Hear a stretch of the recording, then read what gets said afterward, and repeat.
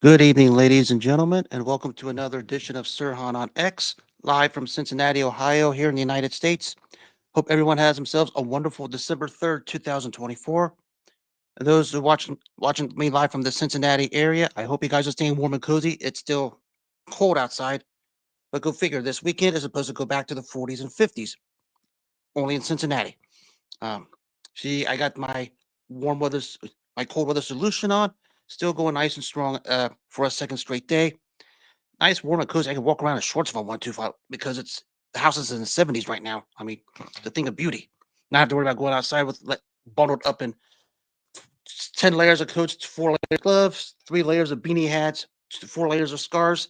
Just having to sit home with a nice, warm, cozy fireplace. Actually, we call this a wood burner stove. It's the same thing, but it gives better heat across my own house. So I sometimes I can actually sweat like I'm in a sweat zone or something. But it keeps me warm, nice, and cozy during these time of years when it's frigid and cold outside. Like it has been yesterday and today. A couple more days probably of this, but I'm going to be in the workplace. So, but what can I say? I love this thing. Kept me going for the last since the turn of the century since I moved into this house. So there's my weather solution of the day. Hope everyone have themselves a magnificent evening. Um, Shout out to everybody out there. Of course, happy victory Tuesday to the fans of the Denver Broncos. Last night, a shootout against the Cleveland Browns. Crazy game all over the place. Big play after big play. Didn't expect this to happen. Probably the one that broke it was when Bo Nix had a perfectly paced pass to Marvin Mims as he beat the secondary. Looked like a Cleveland defender came out, was about to either intercept it or probably bat the pass, but it was a perfectly paced time right to Mims in stride, and then Mims was just going to the house. Made it a two-possession game before the half, and maybe in essence that was basically the ball game. Even though Jameis Winston and Cleveland had their moments, had their own big plays, Jerry Jeudy in his return to Denver put up over 200 receiving yards. Uh, but the thing is, Winston, sometimes you have to take the bad with the good. As great as Jameis Winston was, show why he's basically a second tier quarterback at this point when he threw his two pick sixes. Of course, the second one that iced it in the end. He knows why Cleveland's not going anywhere. But I remind you guys in Cleveland, that should be your quarterback of the future. Maybe you guys can preach some common sense to your owner, Jimmy Haslam, who's just a bona fide idiot, to try and sign him to a long term contract and get rid of the sexual predator you have on your roster.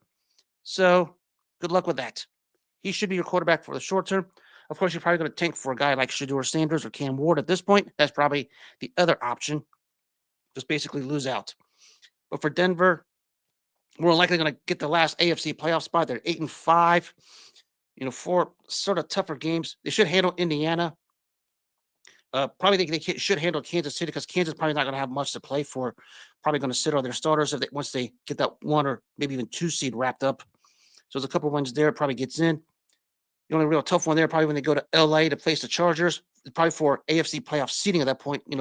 5, 6, 7 between Baltimore, the Chargers, and the Broncos. It's going to be for positioning. So that game in LA is going to be pretty big. It's going to be on a Thursday night game. But I think the AFC is pretty much wrapped up with the teams. Now it's all about positioning. But a good one for Denver. Bo Nix starting to creep up in the Rookie of the Year conversation, even though I still think it goes to Jaden Daniels. He's just been impressive for a longer period of time. While Washington's still winning, but Bo Nix has come on very, very well as a rookie, and Denver has their guy. This is what a guy Sean Payton seemed like he wanted, and he's making the most of it. So kudos to the Denver Broncos. They're going to get that last playoff spot officially here, maybe by uh, this coming Sunday when they beat the Colts. Uh, so, and of course, the other big news in the NFL, as we all know, the illegal hit by Azeez Al-Shaair on Trevor Lawrence, 3-game suspension. As I said repeatedly on the platforms, the suspension was soft and weak. Only 3 games for a guy who's known for this sort of thing. And I don't want to buy John Runyon's statement because John Runyon is a hypocrite who has no room to open his mouth because his statement basically reveals why he's a two-faced coward. He's known for his dirty plays of himself. Of course, there's a video way back when where he just launched a headbutt into a San Francisco player that was displayed on the platform. I forgot who it was. But for him to make the statement and only issue a 3-game suspension modifies why he's a hypocrite and why he and the rest of the NFL don't give a darn about player safety because If this was they really did a darn, the suspension would have been of significance. I don't call a 3 game suspension of significance. It's always because it's not even a slap on the wrist. I mean, come on, look at what the guy did to Trevor Lawrence. I don't want to hear about when he should have slowed or when he shouldn't have slowed, or whether he was fake sliding. Or I don't want to hear about, oh, okay, what is Shaair supposed to do? Al-Shaair, I've seen the replays countless times. I've seen the photos countless times. Line up straight and line directly in front of Trevor Lawrence, knowing what he was going to do, knowing he was going to slide, had his forearm ready to hit him upside the head the second he slid, and that's why it happened. He knew what he was doing. I'm not buying his apology. I'm not buying the morons in Houston who were kissing up to him. Also, I'm not buying a Cesario, their general manager, running his mouth, calling it BS. Actually, he's right on one thing. It is BS. It is BS because they basically got away with a light punishment for him. 3 games is very, very light. No additional fines was I find very, very weird. I mean, basically, the guy's going to wind up sitting. Guy proved. I mean, the video is out there to be a multiple offender in many ways. We could probably describe. The guy shouldn't even play for at least the rest of the season. I said before, I'd welcome him to the playoffs. Sort of changed my tune and realized there was these few games left. I was deciding for the season, regardless of how many games left. Wipe the slate clean into next season, but put him on a zero tolerance. I mean, this is even worse than what Vontaze Burfict did Antonio Brown here in Cincinnati some 8, 9 years ago. I mean, Shaair knew what he was doing. Everybody knew what he was doing. Anyone still trying to stick up for him as a bona fide moron? I could go on a laundry list of names that do. I'm not giving them the time of day, but there is no way you can tell me that he was set up or the game was so fast or whatever. He knew what he was doing. He saw Trevor Lawrence ready to slide, and that's why he did what he did. And that's why we had a melee on the opposite side of the Jacksonville sideline, which if I were all 53 guys, I would basically get his name and all 53 guys show up to his house and take care of business right there. That was one of the blatant cheap shots I've probably seen or heard since going back way back when to when Jack Tatum whacked out Daryl Stingley. If you remember that from the days from when Tatum was a member of the Oakland Raiders, when he whacked out Daryl Stingley almost the same way, left Stingley paralyzed from the neck down. This one is in that ballpark.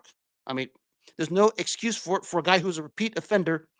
And now the guy basically, I guess, went on an IG rant about race and racism or whatever, which I'm not even going to get into. But he just looks like a fool trying to say he had no intent to hurt. Everybody saw what happened. 3 games is a light punishment. It's even worse than a slap on the wrist in court. That's how bad the punishment was. And per usual, the NFL doesn't give a darn about player safety, so they decided to drop the ball. Now, I will give the Houston GM one thing on this. He's right about the inconsistent punishment, simply because we've had players suspended for longer periods at games for stuff like gambling and smoking weed, but only a 3 game suspension for this. I think he was trying to speak the general sense, but when it comes to his player, Al-Shaair, he needs to shut up because he has no leg to stand on.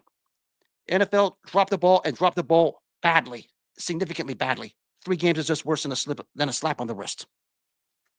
I'll be on the spaces here in a couple hours. Talk more NFL. If you guys follow me on X, you're more welcome to listen to me on that. I'll have more to say about that later. Now to some sad news in the world of boxing. The world lost a prominent modern era figure south of the lightweight division this morning, succumbed to the battle of cancer. The standout featherweight, bantamweight, super bantamweight, super flyweight, whatever you want to call those divisions. The standout Israel Magnifico Lopez, Israel Magnifico Vazquez, succumbed to cancer at age 47. One of the most exciting fighters south of the lightweight division, had a great epic face first into the Moon type 4-fight series with Rafael Marquez. Basically, give or take, where both fighters' faces were never the same. Had 2 standout fights against Oscar Larios way back when, where they were both standout fights. Had a big win over Johnny Gonzalez, where basically put him into that elite status of the best pound for pound fighters among the top 10. And basically, it was his career. A lot of great moments, a lot of great thrills, a lot of great moments. And I will, excuse me for a second. Great moments. If you want to watch a great trilogy, an epic trilogy, Vasquez Marquez, the 4-fight series is on that list. I mean, back and forth, faces rearranged, job well done. Uh, but may God rest the soul of the great Israel Magnifico Vasquez. For you guys that speak Spanish, I hope I pronounce it right. I love the guy. I mean, how can you not love the guy? Every time he fought, he was action, got you glued to the TV. Now, speaking of upcoming fights, of course, it was announced today. Officially announced the count this here 1, 2, 3, 4, 5, 6, 7. 7-fight series on the Riyadh season coming up February 22nd. I'm going to read this off. I'm trying to, I haven't been on the boxing live streams lately because some of you guys are obsessed over governing bodies, and that's why I distance myself from you guys. This is the 7-fight card that takes place at Riyadh, Saudi Arabia, the sudden new home of the boxing world. I'm going to read this off to you a little bit. I'm not going to make any predictions. I'm just going to give a synopsis because it's too early for predictions because a lot of wild things can happen. Of course, Joshua Buatsi against Callum Smith, 3 years after its expiration date, still should be a good one. But, what does Callum Smith really have at this point? I don't know, because Buatsi's starting to get up there himself. Zalil Zhang versus Azeez Al-Shaair. As we all know, Azeez Al-Shaair is a coward, and hopefully Zalil Zhang puts the coward away for good because Azeez Al-Shaair is a coward. We know why Azeez Al-Shaair is a coward. I'm not even going to give him the time of day for it. A pretty darn good one. Actually, this one's under some weird circumstances, but man, this one might be the one that steals the show. Virgil Ortiz against Israel Madrimov. You guys know Madrimov gave a great effort against Terrence Crawford. Of course, rumored to be supposed to be on the Usyk Fury 2 card. Supposed to fight the Sergey Boachuk. Of course, Boachuk lost. Gave Ortiz a great fight not too long ago. Of course, if Madrimov wins that one, he gets Ortiz. Of course, Virgil Ortiz was recently ducked by Bruce Ennis. Of course, Ortiz was supposed to fight Tim Tszyu, but of course, after the Tszyu fight with Fondera, that cut basically just pushed it aside. But we're going to get, if everything goes through as it should, we might have the fight that steals the night, that card between Ortiz and Madrimov. I mean, Madrimov, of course, had a case where that good loss escalated him to a higher level when he fought Terrence Crawford. Ortiz, one of the better fighters coming up that pound-for-pound rankings. Maybe he beats a Madrimov. We start to talk about him in the the top 8 pound-for-pound if he pulls this one off, because Madrimov is not going to be a pushover should Madrimov beat Boachuk if that fight goes through. Again, weird circumstances, but if that goes through, that's going to be the fight that steals the show. Carlos Adames versus Hamza Shiraz. 2 cowards in the middleweight division because neither one of them want to fight Janabek. But those two deserve each other. Let the 2 cowards be. Shakur Stevenson and Floyd Schofield Jr. We know the wild Twitter wars they've been having at it. But this is a chance, I think, for Shakur Stevenson to do one of 2 things. Go back to how he looked against Oscar Valdez, where he basically was a man, or fought like he did his last 2 fights, especially against Edwin De Los Santos, where he is basically a man with no set of balls. Either he's going to have balls or he's going to have no balls. We'll find out when he fights Schofield. Daniel Dubois and Joseph Parker. This is for the fake heavyweight championship, not the real one, the fake heavyweight championship, because the real champion is Alexander Usyk. Don't call this a heavyweight championship fight because I'm not listening to your garbage if you really think this is a legit heavyweight championship fight. Just because Daniel Dubois has a belt is not a heavyweight championship fight. It's just for a belt. But this is the moment Joseph Parker has been waiting for, a chance to probably right some wrongs. Had a couple shots, didn't turn out well. Of course, a long-time sparring partner for Tyson Fury not too long ago. His moment, I think he's going to have a chance to really show himself here. Granted, he's fighting for the fake heavyweight championship, but I think fighting a fighter of Dubois' caliber is something he's worked hard to get back toward. Actually, this might be a fight that's going to be a bit of a pick'em. I will make that when the time comes. But again, I don't want to hear about this being a heavyweight championship because the real heavyweight championship fight is coming up in 2 weeks, the rematch between Alexander Usyk and Tyson Fury. All this is just a fake championship. Well, speaking of real championships, the main event that night, the rematch between Better Beeve and Bivol. A lot of ways you can go with this. I said I was mixed about it because sometimes rematches are warranted, sometimes they're not for whatever reason. I don't have a problem with this either way, simply because Alexander because, excuse me, it's still hotly disputed today, both ways. The more I watch it, the more I thought better Beef won, but I also thought that Bevo had his chance to, take advantage of it because there were opportunities and didn't let his hands go enough. I mean, he basically stuck to basically pumping his jab, which is his bread and butter, obviously. And of course, Better Beef himself showed some great skill. It was a real good skill chess match for the longest time. But as the fight wore on, as you can see, Better Beef's strength started to take over, especially when he won the last 3.5 rounds of that fight. First I scored a 15-13 Bevel. Watch it a few more times. Had it every single way possible. I've gone between 115, 113 Bevel to a draw to 115 to 113 Better Beef.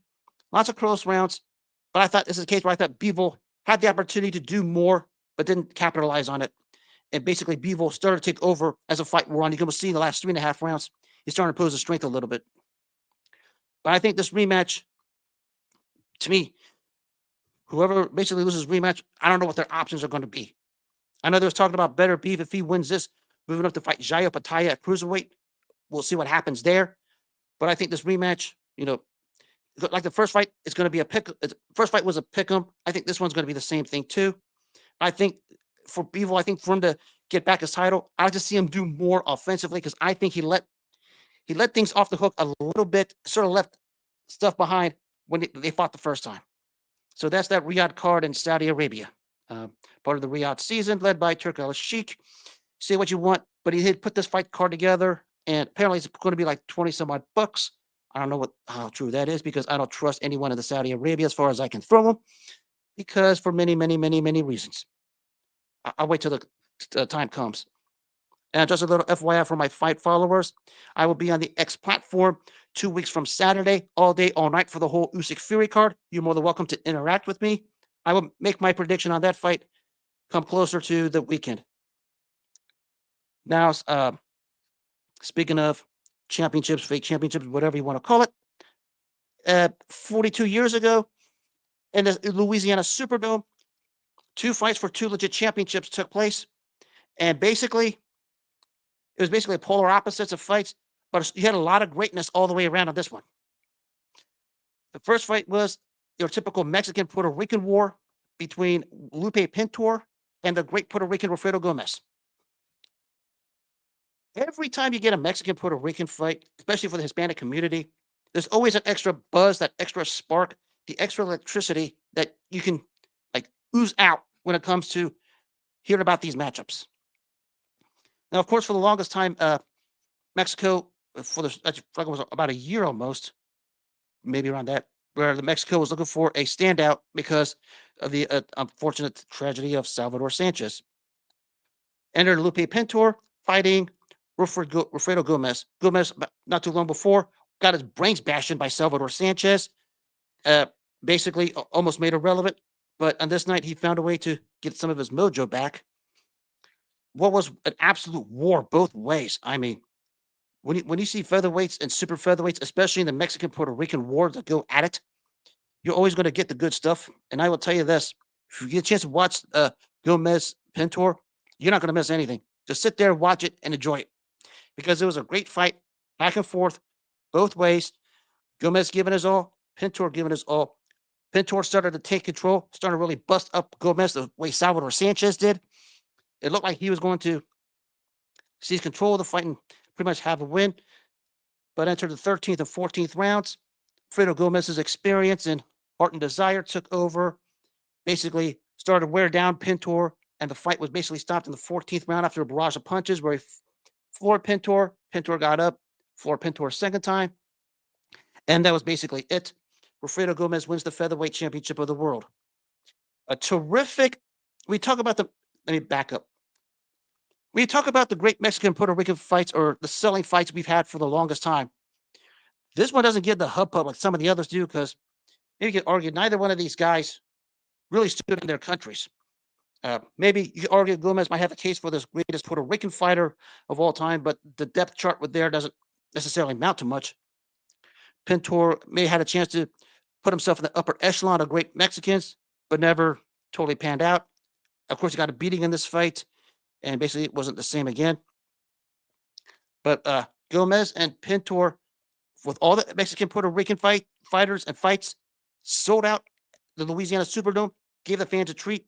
And basically, if you're a fan of the Mexican Puerto Rican rivalry, you know what you saw on this night. A terrific clash between two standard Hispanic fighters who have that deep passion of wanting to win and basically showed it on this particular night on the first of that HBO doubleheader in New Orleans, Louisiana. And boy, was it a terrific fight. And boy, it was something. Kudos to Gomez and Pintor for a hell of a showdown. Great Mexican Puerto Rican clash among some of the better ones in that history of that boxing rivalry. And they have a lot of great fights in that rivalry. A lot of great build up events too. This one didn't have that kind of a build up, but in terms of the bang for your buck, Gomez Pintor brought it, and it was simply sizzling and simply exciting. It was definitely a fight. And of course, the main event that night was the super welterweight championship between Wilfred Benitez and Thomas the Hitman Hearns. We're 1 year removed from Hearns' great loss to Sugar Ray Leonard, trying to recapture his form, ascend himself back to the status of the top pound for pound fighters at that point, taking out Wilfred Benitez, who just won the super welterweight title. Of course, himself a couple years removed from losing to Leonard. I always said when it came to Thomas Hearns, his ability to not only mix it up and hit you, but he had the ability to box for a guy who was a 6'3" welterweight, super welterweight with a long jab and a long right hand. If he could outbox you, you weren't going to beat him. I mean, Thomas Hearns had the height and the reach to keep the smaller fighters at bay in those weight classes, like it did with Sugar Ray Leonard for about 12 rounds till Leonard turned it up. And here's another exhibit of this when he fought the great Wilfred Benitez. Now, I said in the show the other night, we talk about the four kings, Leonard, Hagler, Hearns, and Duran. The fifth king was Wilfred Benitez.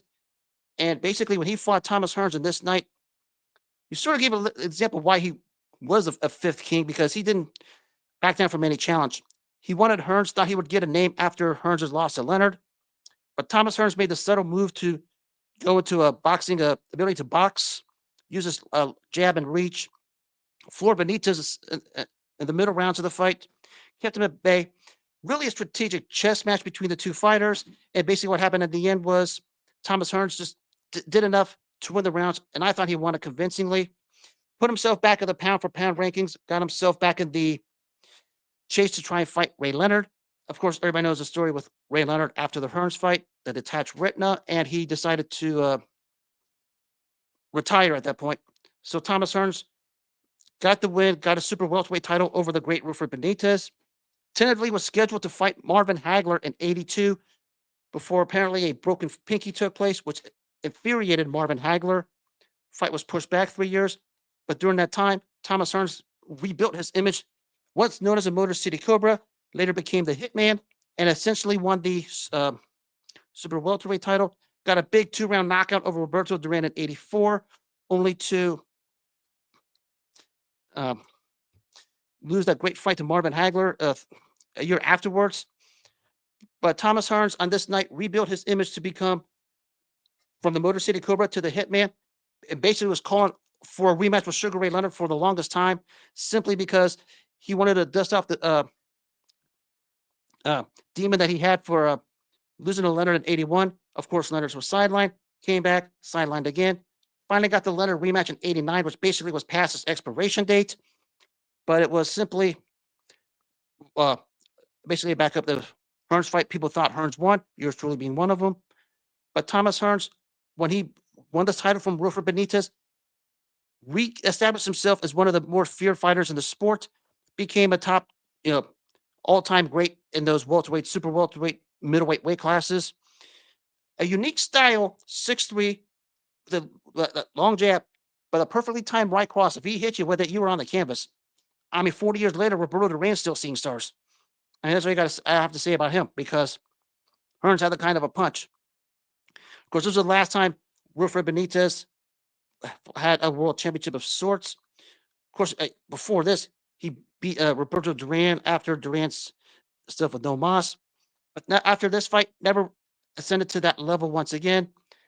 Had a in and out career, ins and out of the ring. I think retired for good. I think it was something like late '80s, early '90s. I can't remember. But this was it for Benitez as a top flight fighter.